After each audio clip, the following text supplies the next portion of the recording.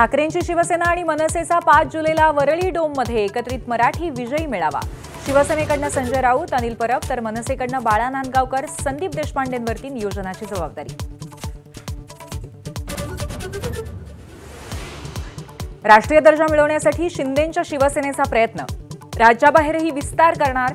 पुढील राष्ट्रीय कार्यकारिणी दिल्लीमध्ये घेण्याचे एकनाथ शिंदेंचे संकेत।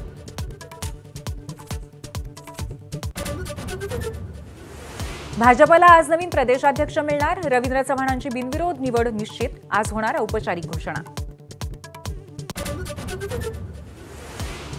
3 पिढ्या काँग्रेसमध्ये 70 वर्षांनी सोडणार पक्षाची साथ। धुळ्याचे माजी आमदार कुणाल पाटील यांचा आज भाजपमध्ये पक्षप्रवेश। नाशिकमध्ये शरद पवारांच्या राष्ट्रवादीला धक्का बसण्याची शक्यता। गणेश गीते पुन्हा भाजपच्या वाटेवर असल्याची चर्चा। 2 दिवसांमध्ये गीतेंचा समर्थकांसह प्रवेश होण्याची माहिती।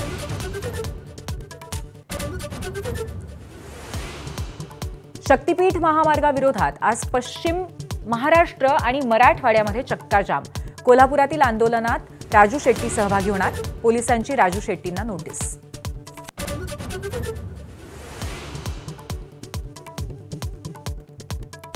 रायगडमधील छत्री निजामपूर ग्रामपंचायतीचं नाव रायगडवाडी करा। आमदार गोपीचंद पडळकरांची मागणी। नामांतराचा मुद्दा शासन दरबारी जाण्याची शक्यता।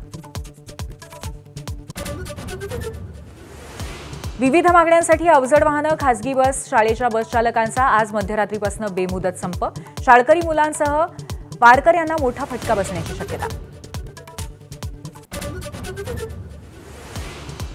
करवाढीच्या विरोधात राज्यातील हॉटेल्स, बार्स आणि व्यावसायिक आंदोलनाच्या पवित्र्यामध्ये शुल्कवाढ तात्काळ मागे घ्या, अन्यथा हॉटेल, बार बंद ठेवण्याचा इशारा।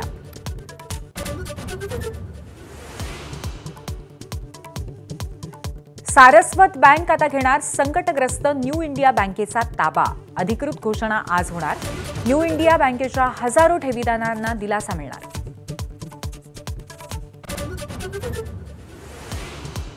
जम्मू काश्मीरचा दहशतवाद हा वैध संघर्ष। पाकिस्तानचे लष्कर प्रमुख हसीम मुनीर यांनी पुन्हा गरळ ओकली। काश्मीरींच्या संघर्षामध्ये पाकिस्तान साथ देणार असल्याचंही वक्तव्य।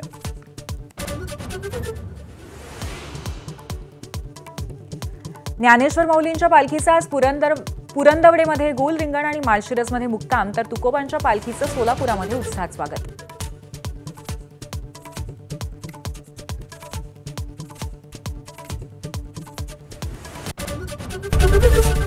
एबीपी माझा, उघडा डोळे बघा नीट।